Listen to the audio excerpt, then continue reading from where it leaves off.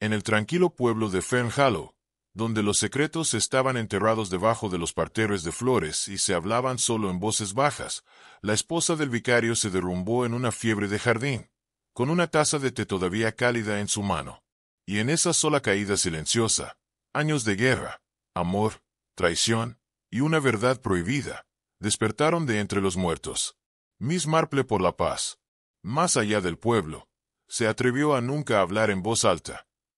La señorita Marple llegó a Fernhallow debajo de un cielo moteado con suaves nubes y canciones de alondra. El pueblo yacía rizado entre carriles boscosos y riberas perezosas. Sus cabañas se acurrucaban en hiedra y tiempo. Había sido invitada por 15 días por el reverendo Alan Brett, recién nombrado para la parroquia. Un chico inteligente una vez, ahora un joven serio, con cabello adelgazante y ojos suaves. Alan le había escrito por cariño, y tal vez un toque de nerviosismo. Pensé que podría disfrutar de la tranquilidad, y mi esposa estaría agradecida por un compañero estable, alguien discreto. Esa palabra había permanecido en la mente de la señorita Marple mientras salía del pequeño automóvil que la traía de la estación. Discreta. No útil, ni alegre, ni siquiera placentera. No, él había querido discreción. Una criada la mostró en el vicaraje, con hombros ansiosos. La casa era ordenada, bastante más austera que la mayoría, con un aroma de esmalte de lavanda, y reglas invisibles, débiles. El joven vicario la recibió con suave calidez, luego desapareció para atender los asuntos de la parroquia. Refinado, con un tez pálido como el vidrio de leche, y los ojos inteligentes. A Roe, la amante de la escuela, la anciana, incluso el trabajo de aguja para las chicas de la escuela. Las mesas, cada una con etiquetas en escritura competitiva y apretada, como escarcha sobre piedra. Se paró en la mesa donde se servía el té, hacia el memorial de la guerra, al extremo del césped, bajó. Las copas, abandonadas en los manteles blancos, el momento. Ella notó que la taza de té aún estaba de lado, y la sola gota se aferraba a su borde. El doctor Partridge, aunque curtido en tos y quemaduras de cocina, había visto la muerte lo suficiente como para reconocerla cuando llegó. Examinó a Cecily brevemente. Luego se levantó con un sello preocupado. Fue rápido, murmuró, principalmente al vicario. Muy rápido, de hecho. No había herida, ni signos de accidente cerebrovascular o caída repentina. El corazón, tal vez, o tal vez no. Tendría que notificar a las autoridades. Los aldeanos, que ahora se dispersaban en grupos apretados a lo largo del camino, intercambiaban miradas cautelosas. Al anochecer, los susurros habían tomado forma. Fue el té, murmuró alguien en la oficina de correos. ¿La viste beberlo? Veneno, dijo otro, en la cola más grosera, en voz baja. Siempre es veneno, ¿no? Las ventanas del vicaraje permanecieron cerradas esa noche. La señorita Marple se estableció en la habitación libre, con sus cortinas de rosa chintz. Desempacó en silencio su maleta. Había traído 2 novelas, una botella de agua de lavanda, y un par de guantes de jardinería bien usados.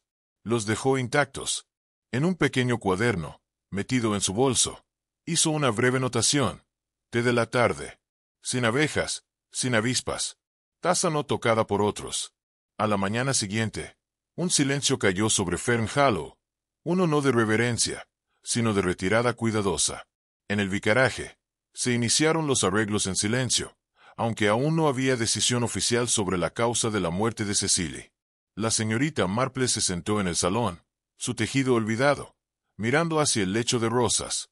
Había visto a Alan Brett arrodillarse junto al cuerpo de su esposa el día anterior, no con dolor exactamente, ni con horror. Había habido una curiosa quietud en él, como si algo en su interior ya hubiera aceptado la pérdida. Sus manos no temblaban. No había llamado su nombre. La había tocado suavemente. Sí, pero más como un hombre que gira una página, que cierra un capítulo. Ahora, en las secuelas tranquilas, habló con frases cuidadosas al clero parroquial. Dio órdenes de himnos. Pidió que no se incluyeran los lirios favoritos de Cecily. Le recordaban a los hospitales, explicó.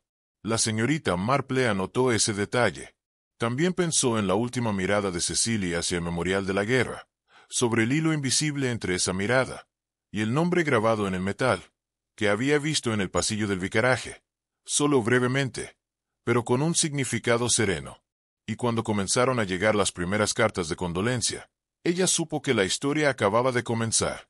Las campanas de St. Suite sonaron solo una vez la mañana siguiente, medio amortiguadas, medio habituales. Fernhallow, como cualquier pueblo inglés, no demoraba mucho en el silencio aturdido. Cuando el gremio de mujeres se reunió en casa de la señora Partridge ese miércoles, el horror por la muerte repentina de Cecily Brett se había transformado en algo completamente más productivo.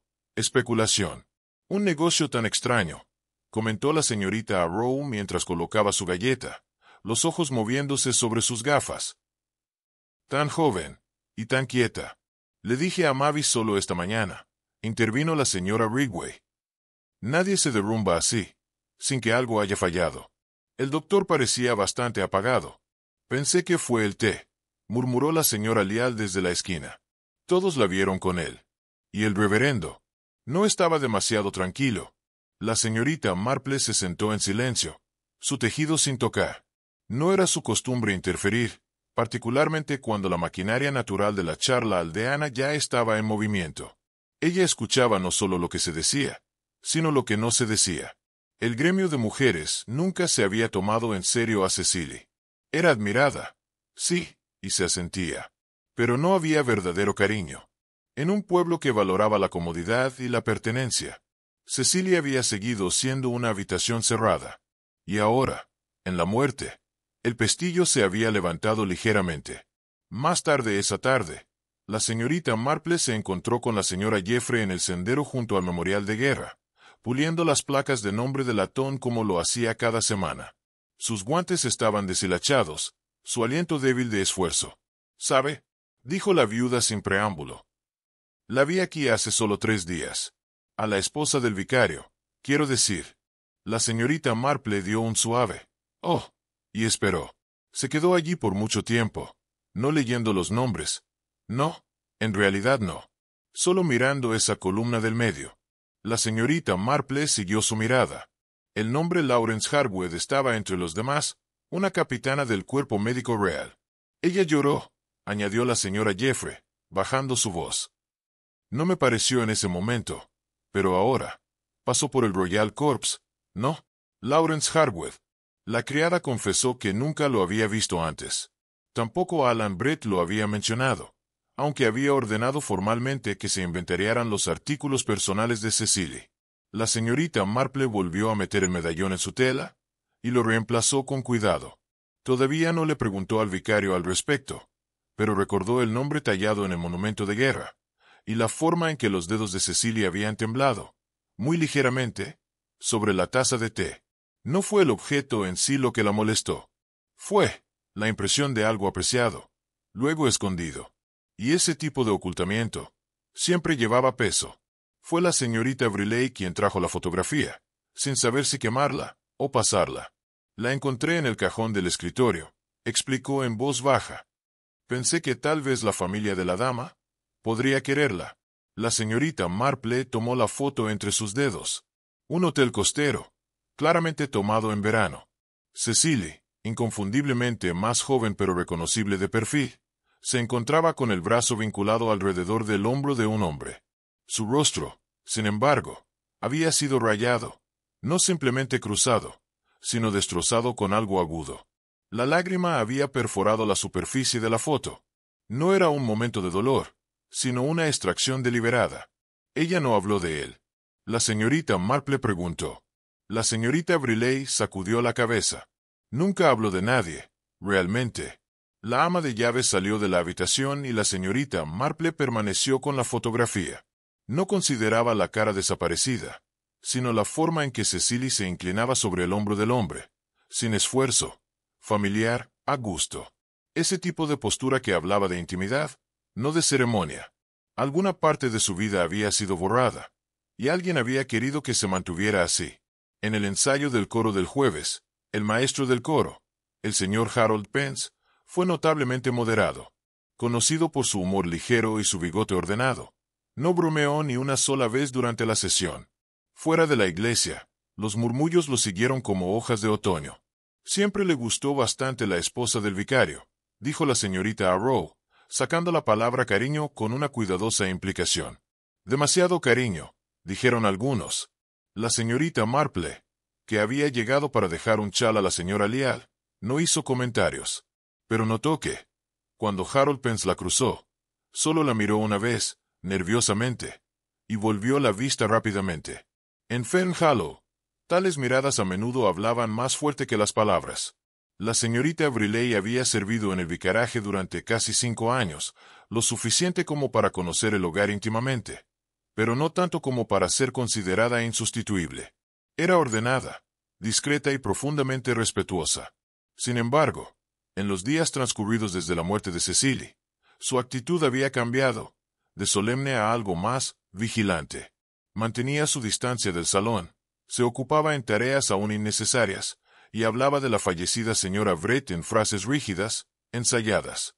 Era delicada, ofreció la señorita Briley, secando cucharas plateadas, una por una. No siempre adecuada para la vida del pueblo, pero hizo lo mejor que pudo. La señorita Marple inclinó la cabeza. Y le tenías cariño. ¿No es así? Una pausa. La respetaba.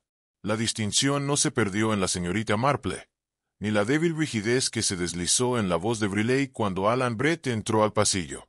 La devoción, cuando se mezcla con el silencio, a menudo lleva una amargura no dicha.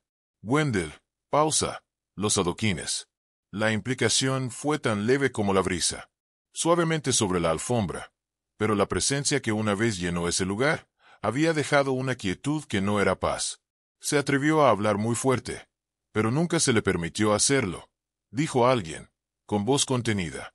La señorita Marple ofreció un gentil asentimiento, permitiendo que las palabras se asentaran. Tenía un pasado que no la preparaba para tal igualdad. La vida parroquial es ritmo, repetición y consuelo. Cecily venía del caos, creo, y el caos deja marcas. Él habló de ella como uno podría describir una figura en una vidriera, elevada, idealizada, pero distante. Ni una palabra de afecto cruzó sus labios, ni un rastro de devastación tocó su frente. La señorita Marple, siempre suave, agitó su té una vez antes de decir, con dulzura, es extraño, ¿no es así? Como algunas personas soportan la guerra, solo para encontrar que la paz es menos soportable que el peligro. El vicario no respondió. En la escuela del pueblo, la señorita Marple encontró a la señorita Arrow terminando su lección de aritmética, la pizarra llena de números cuidadosamente escritos y pequeñas sumas. La mujer era enérgica, recta y orgullosa de la disciplina que mantenía. Sin embargo, se suavizó cuando se le preguntó sobre la señora Brett. Venía a ayudar con las tardes de costura, explicó la señorita Arrow. Una vez por semana. Nunca faltaba. ¿Y los niños? Preguntó la señorita Marple.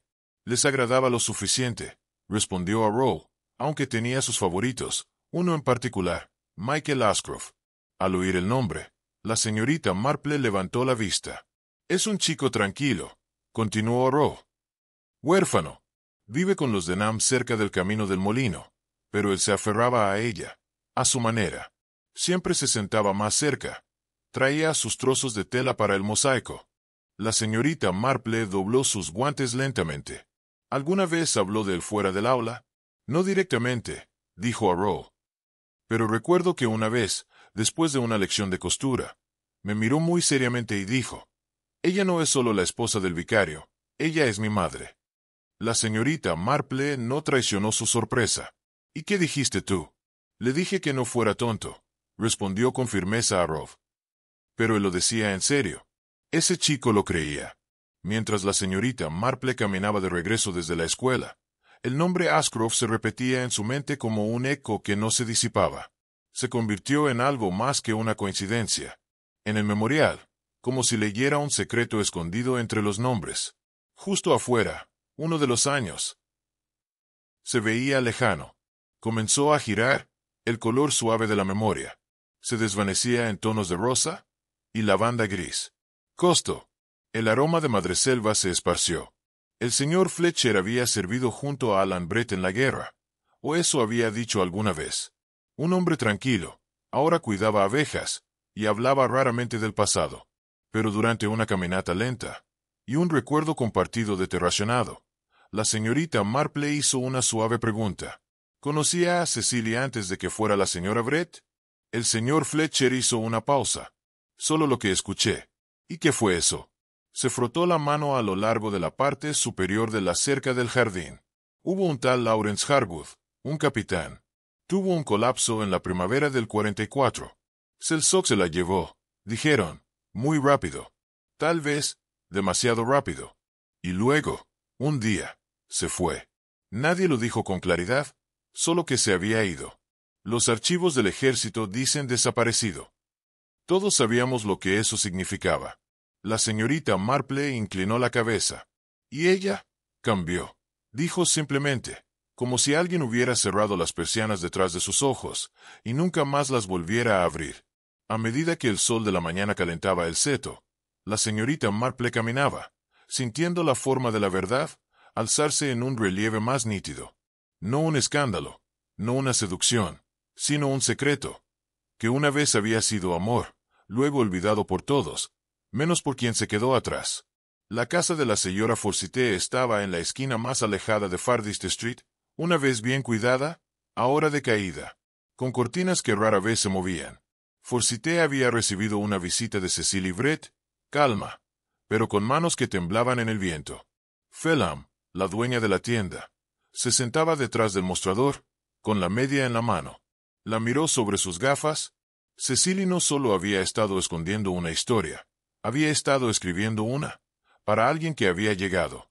Los extremos estaban carbonizados. Algo pálido y rígido no se había quemado por completo. Nunca se detuvo. Cecily no solo creía que su hijo vivía, temía que ese conocimiento fuera peligroso, malinterpretado. Esto no era un anhelo vago. Cecily lo sabía. No esperaba, no suponía. Sabía que su hijo, el niño certificado como muerto tantos años atrás, había terminado en Fern Hollow. Y alguien más, también lo había sabido. Alguien que había intentado silenciarla con miedo. Sin embargo, más escalofriante que la advertencia, fue el acto de supresión. La carta no se había perdido. Había sido interceptada y quemada. Eso tomó intención.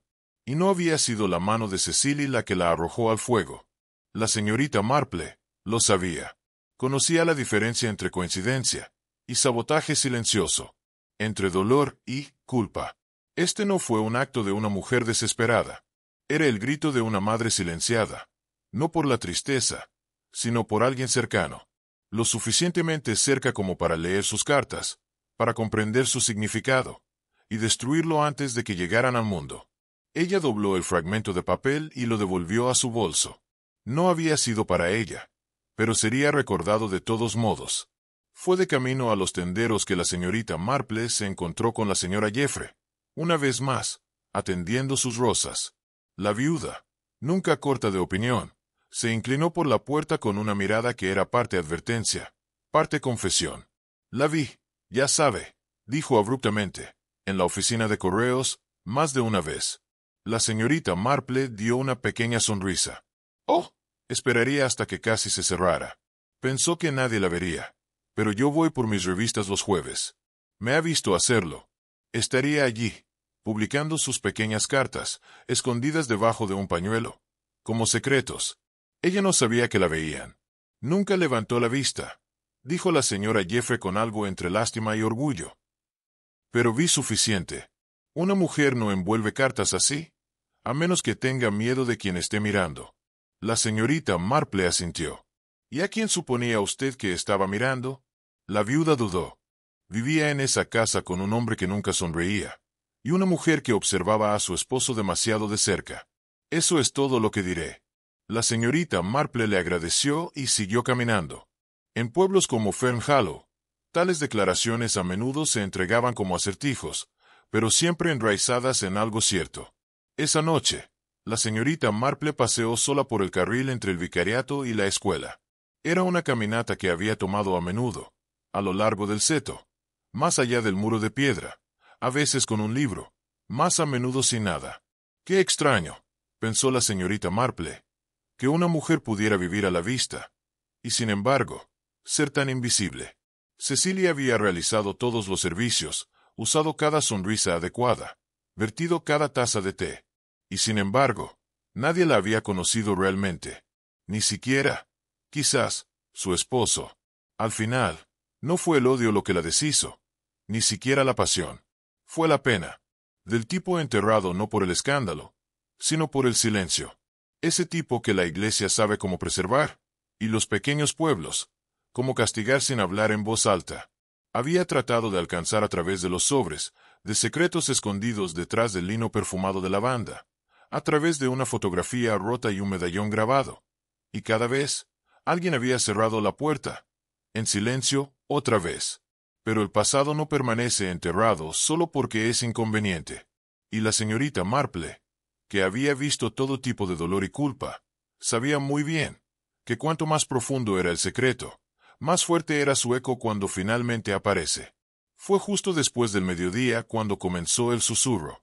Pequeño, incierto, y, sin embargo, curiosamente ruidoso, a pesar del silencio en el que viajaba. Michael Ashcroft no había regresado a casa de la escuela dominical. La señora Denolme, quien cuidaba del niño, había asumido que estaba ayudando a la maestra a guardar himnarios. Pero cuando llegó la hora del té y no había señales de él, caminó hacia la iglesia misma, solo para encontrar la escuela cerrada y las habitaciones vacías. En una hora, los caminos de Fern Hollow se llenaron de una urgencia tranquila. Los hombres caminaron por el seto. Las mujeres se asomaron por las puertas de las cabañas. Sin embargo, no hubo gritos. No hubo alarma pública.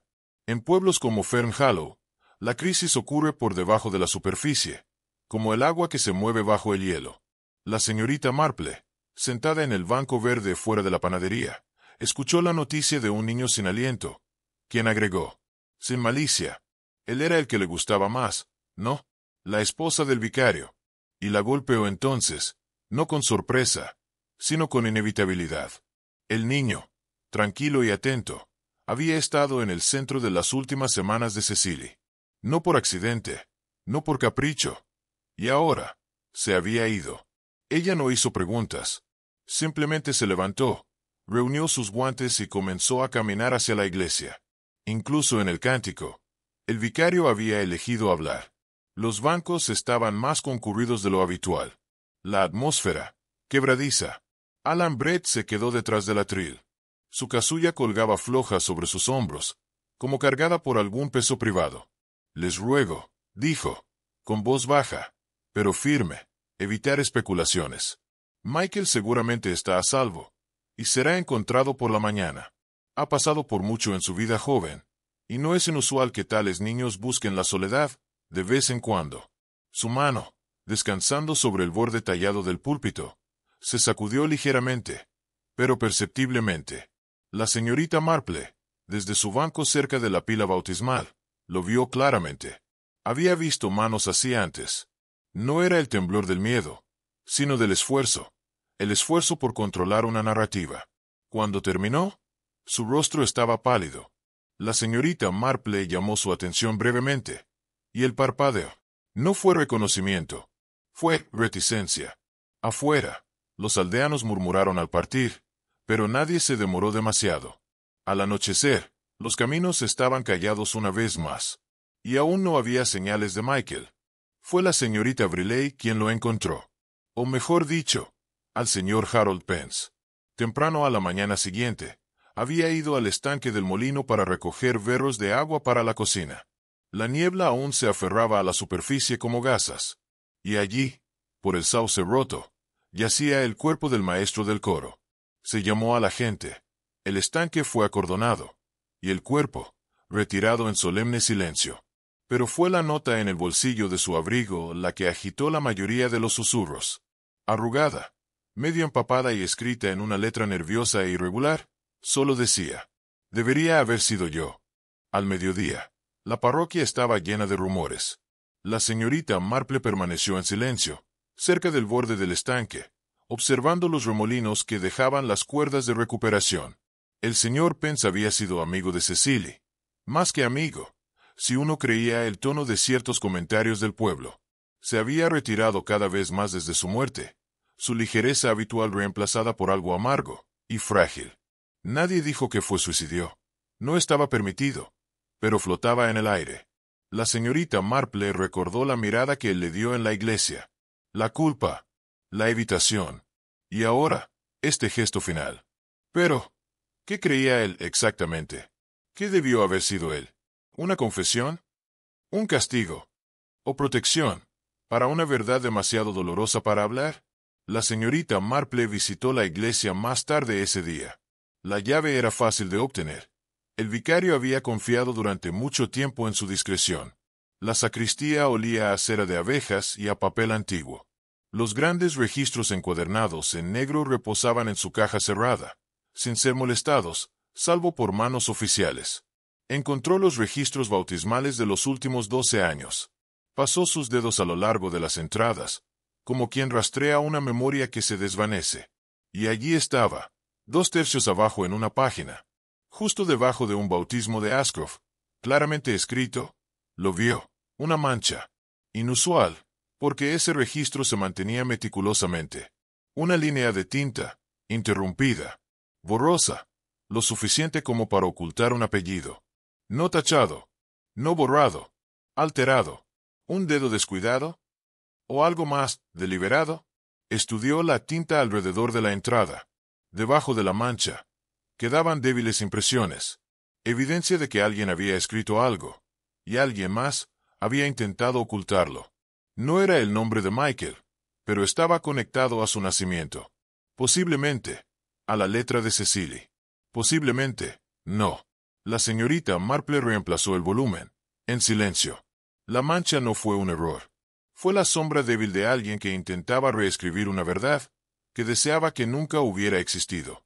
Más tarde esa noche, la señorita Marple se encontró con la señorita Briley en el pasillo del vicariato, desempolvando un estante ya pulido.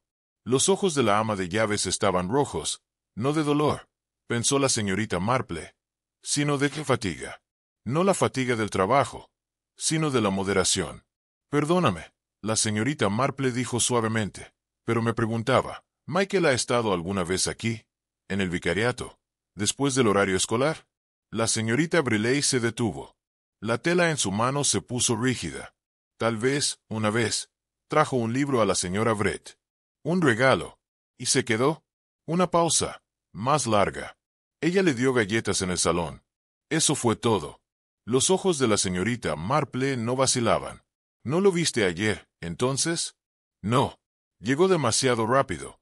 Yo estaba preparando la ropa de cama de repuesto. La señorita Marple le agradeció, como si estuviera satisfecha. Pero cuando se giró para irse, atrapó el parpadeo más pequeño en los ojos de la ama de llaves. Una mirada, no a la señorita Marple, sino hacia la puerta cerrada de la despensa del sótano. En algún lugar de la casa, una puerta había permanecido desbloqueada. En algún lugar, alguien se había escondido. No se había ido. Al final de esa semana, Fenhallow se había cansado de temor. La desaparición de un niño. La muerte de un hombre. El silencio, de una casa. Pesaba sobre los setos, sobre los himnos cantados con voces moderadas, sobre la misma luz que caía sobre los carriles. Pero en la mente de la señorita Marple, un patrón había comenzado a surgir. Débil, pero innegable. Lo había visto antes, en otras aldeas, en otras vidas. El camino más allá del dolor, en forma de peligro presente. Cecilia había perdido un hijo una vez. Lo había dejado, o lo llevó. Y ahora otro niño, tal vez el mismo, había estado en riesgo nuevamente. La pregunta no era solo quién había tratado de silenciarla, sino por qué. ¿Para proteger a quién? Penn se había creído responsable, tal vez por abandonarla hace mucho tiempo, tal vez por regresar, demasiado tarde. Pero fue alguien más quien había temido la exposición, quien había alterado los registros, quien había visto a Michael no como un niño, sino como una amenaza. La señorita Marple lo vio ahora. Una sustitución de nombres, un silencio impuesto por la vergüenza y la culpa. El viejo tipo, enterrado lo suficientemente profundo como para deformar todo a su alrededor.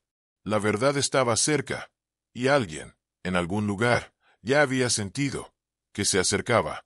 La caminata de la señorita Marple a los archivos de la parroquia la llevó más allá del monumento a la guerra, más allá de los setos, que ahora susurraban más que viento, y hasta la trastienda del Village Hall, donde generaciones de clérigos habían mantenido archivos amarillentos, registros y rollos conmemorativos.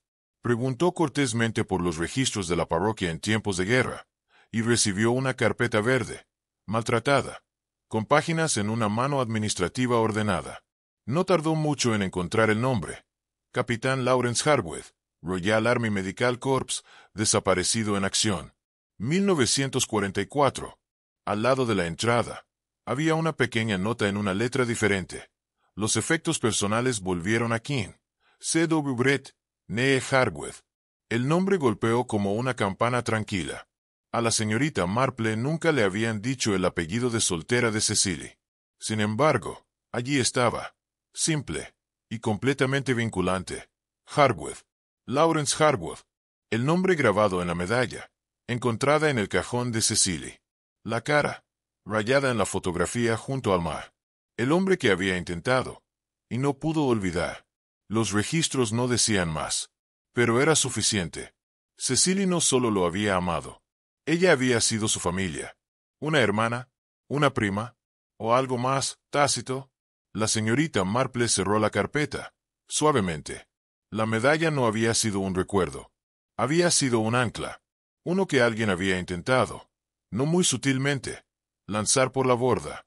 Fue en el hospital del condado, en una habitación trasera del archivo civil, donde los registros de nacimiento se indexaban en tarjetas, como pestañas de recetas, que la señorita Marple encontró la confirmación que había esperado, a medias.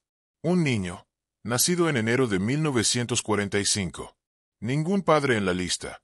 Madre, Cecily Harwood. Residencia, temporada de enfermería, Oxford. Infante asignado a atención temporal, pendiente de adopción. No hay seguimiento oficial.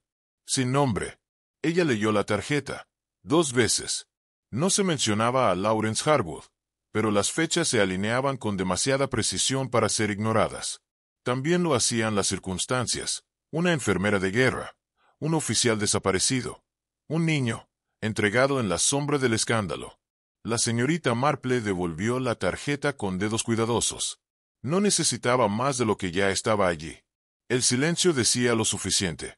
Su nacimiento, escondido bajo la burocracia. Un niño, colocado bajo otro nombre. Una mujer, que nunca había renunciado a la creencia de que su hijo aún vivía. Y si Cecily había creído que Michael Ashcroft era ese niño, entonces todo su comportamiento, su protección, su dolor, su miedo, adquiría un significado que nadie en la aldea se había detenido a considerar. Pero la señorita Marple lo había visto antes. Donde el amor es interrumpido por la guerra, las consecuencias persisten en formas inesperadas.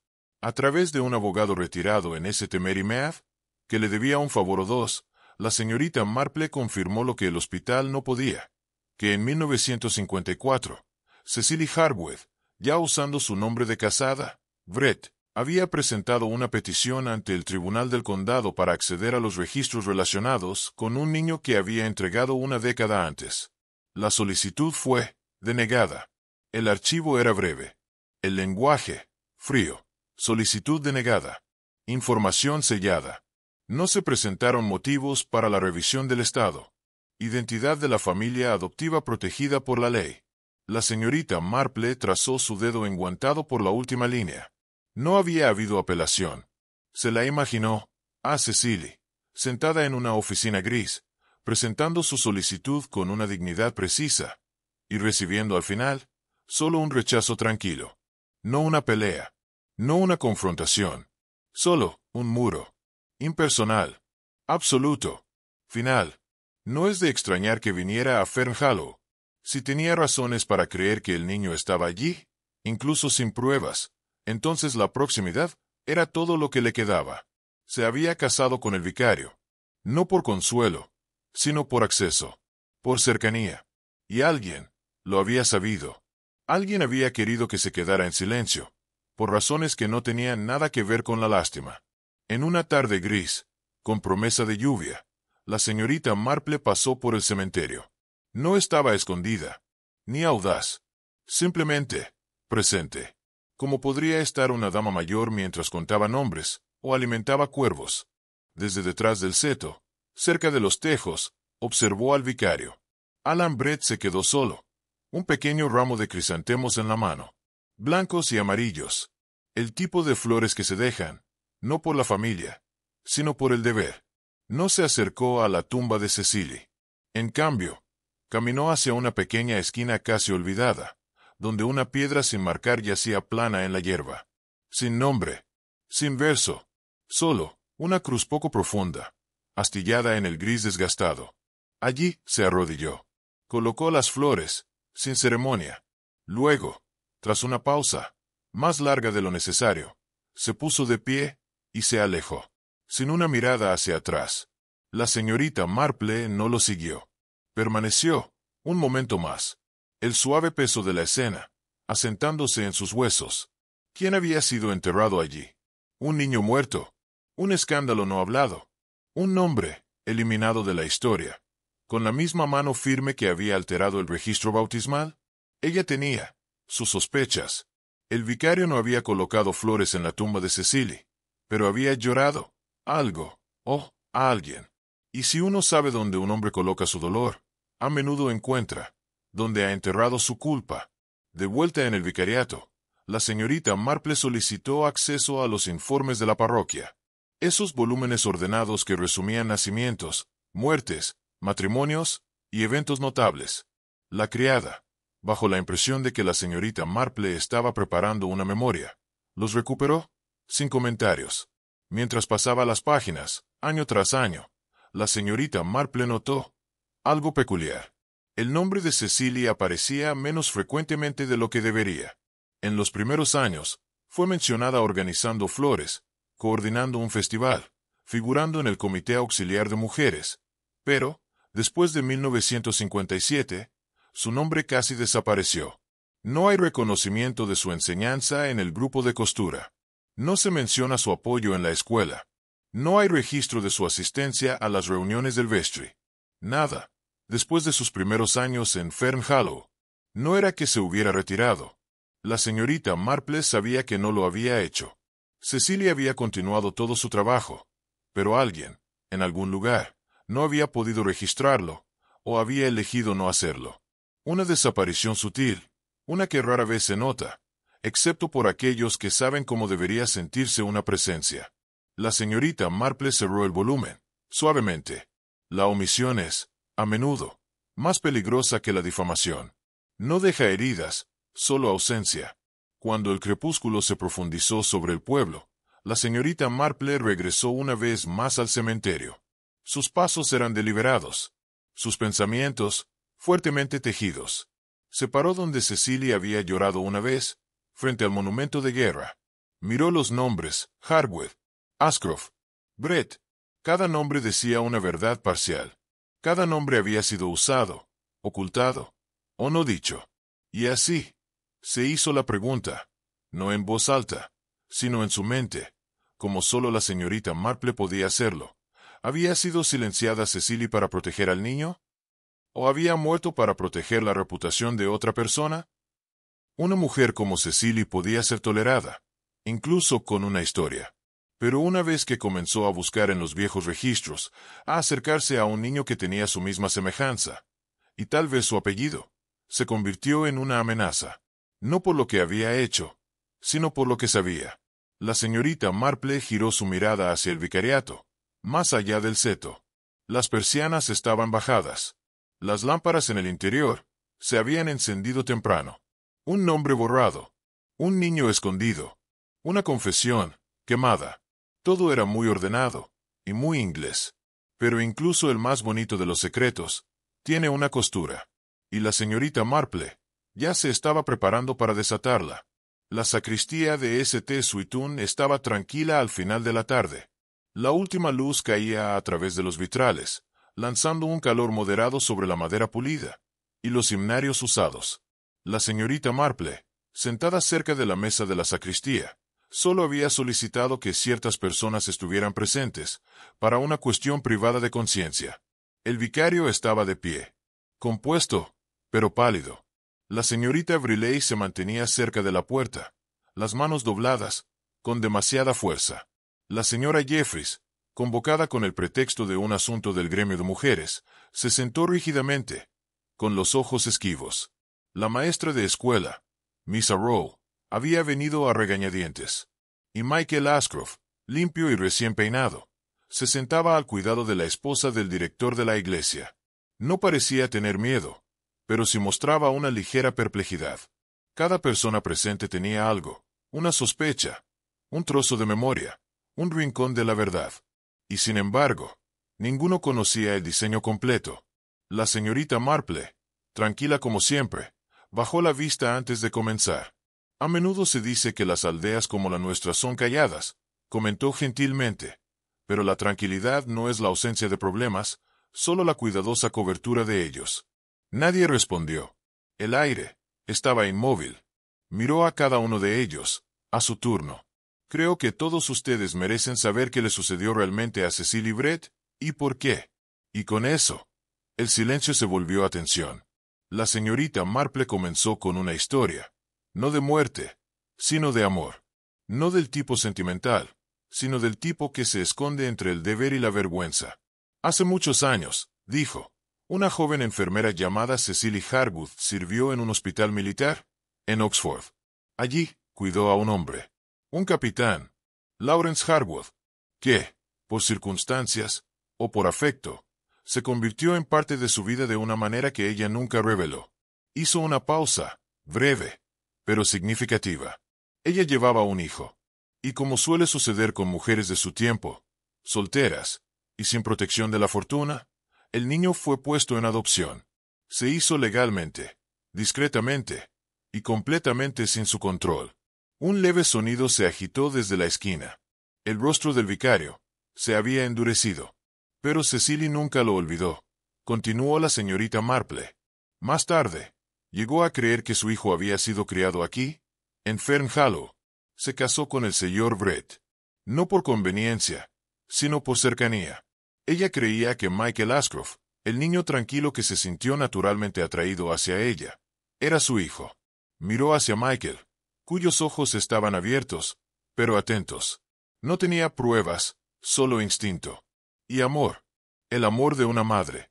Suprimido, pero no extinguido. Y por un momento, ni siquiera el tic-tac del reloj se atrevió a sonar. La señorita Marple dirigió su mirada al vicario, no de forma acusadora, sino con una tristeza más cortante que la condena. Cecily, creo, escribió al obispo. Una carta tranquila, detallada, suplicando, solo por la verdad. No pretendía causar daño, solo reconocimiento. El vicario permaneció inmóvil. Pero la señorita Marple no apartó los ojos.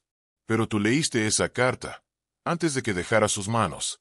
Sus ojos no vacilaron, pero sus nudillos se abrieron, tensos.